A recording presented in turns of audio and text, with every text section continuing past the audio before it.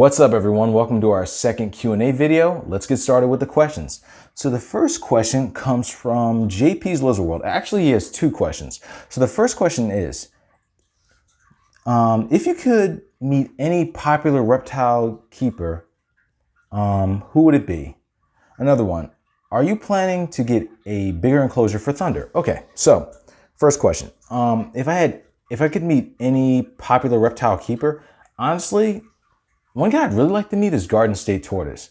He has a bunch of awesome outdoor enclosures for his turtles and his tortoises. He's obviously done a lot of research on how to take care of these animals. He does some conservation work. I think he's really, really cool. So if I could meet anybody to actually have a conversation with about reptiles, it would be that guy. He's super cool. He has a YouTube channel literally called Garden State Tortoise.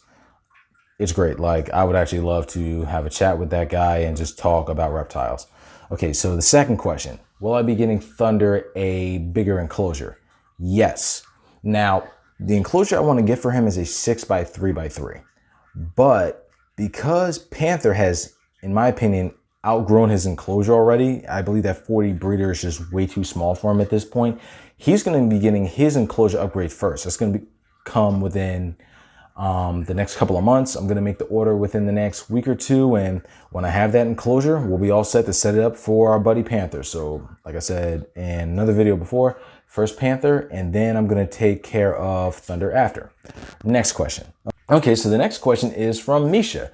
Okay, so Misha, if you had no money limit and had a lot of space, what reptile would you get? Honestly, without even thinking about it, water monitor, Asian water monitor, Varanus salvator, huge reptile, needs a lot of space, but captive bred individuals, especially the ones that are sold by New England Reptile Distributors, which is Nerd, their animals come out to be wonderful pets. I've heard a lot of great reviews about them. Asian water monitor would obviously be a dream reptile for me. Don't have the space for one. And I'm not going to try to get one without having all the proper things that I need, of course, with a large water feature, huge enclosure. Enclosure has to be twice as big as this room at least. So yeah, that would definitely be an animal where, look, if there was no bets off and if I had my own facility that was big enough for large reptiles, that's exactly what I would want, a Asian water monitor. Next question, okay. Let's see. Okay, second question is also from Misha.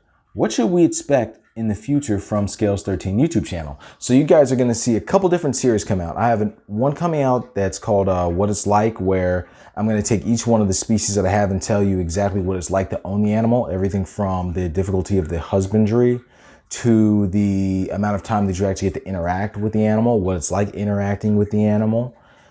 What time of day the animal is actually alert and awake, which is the best time for you to actually view the animal in its enclosure. It's going to be really cool. I'm also going to be doing some natural history videos where I basically talk about like where the animal was first found, where it was discovered, how it was described. And I'm also going to be doing one called, I think I'm going to name it Panther's Pantry, where I'm going to be trying a whole bunch of different foods, different treats and fruits, veggies, and ready-made meals for my blue-tongued skink, because since he's an omnivore, there's a wide variety of different things that he can eat. So I just want to show you guys different foods that he likes that might be a good choice for you guys to supplement into the blue-tongued skink's diet. I'm also going to be doing a lot of enclosure upgrades. Like I already said, I'm going to be giving Panther a enclosure upgrade before Thunder. He's going to get a large enclosure. And then Thunder's going to get one as well. And in the future, you may possibly also see some breeding. I'm still not entirely sure whether I'm going to do that or not. I'm not going to give away too many details, but that might be coming in the future. So stay tuned. Let's see. All right. So another question also from Misha. Okay. What are your top 5 herp tubers? Okay. This is a tough one because, of course, as you guys know, there's a lot of herp tubers that of course, I've talked to and things like that before, just having connections and supporting each other. And there's a lot of channels that I like as well. So I'm actually going to give you two lists. I'm going to give you a list of the ones that I've actually had a chance to actually talk to and connect with. And I'm going to give you a list of ones that I would consider my favorites, but I haven't actually talked to these people. So the first channel I'm going to talk about, and this is going to be the group of people that I've actually spoken to more on a regular basis, is Project Pet. Project Pet is an awesome channel. He's got a multitude of different species, deals with monitors quite a lot. He's awesome. The next one would be Professor Herp. Professor Herp deals a lot with Ackies. He actually has a, he's actually in the process of starting a reptile, basically like a herpetoculture club for the reptile community within the state of New Jersey. And hey, look, if you're a reptile owner in the state of New Jersey, why would you not support that? That's a great idea. We need that type of stuff. The next one, of course, would be DBCB Exotics. Talked to him a lot. He deals with a lot more tropical species. Let's see, fourth channel. Who else do I talk to quite often? Oh man, I don't want to leave anybody out. Let me think. Who would be next that I'm really cool with? Oh, of course. How could I forget? JP's Lizard World. I've talked to this guy a lot. He's really awesome. He has a pair of collared lizards. He likes that species a lot. He also has an Ackie. And let's see, number 5 on that list would also be, how could I forget? Jersey Herper. Jersey Herper takes me back to when I was a kid growing up in New Jersey, going outside, collecting toads and finding turtles and snakes. This kid's awesome. So that's another channel that I would definitely check out, and a guy that I've talked to quite often. He's really cool. Okay, so top 5 channels of people that I don't get to talk to that often. First one's going to be Uncharted Wild. I do know him. I think I've messaged the guy once or twice, but I haven't really had like a full-on conversation with him. That's why he makes this list.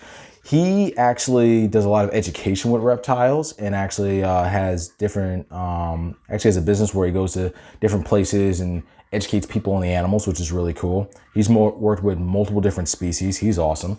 Let's see, another channel would be Reptile Mountain. He deals primarily with blue-tongued skinks. He's a breeder of blue-tongued skinks. He's worked in AZA zoos. He went to school to actually learn about reptiles and to learn about a lot of the zoological stuff. He's really awesome. He gives a lot of great facts. He's not just an opinion guy where he's just giving an opinion. He actually has a lot of merit and has a lot of hard information behind all the stuff that he says and all his research that he's done with these different species. And he has more than just the blue-tongued skinks. He has, he deals with a couple species of snakes. He also has a Gila monster. He's a really cool guy. So yeah, I would check him out.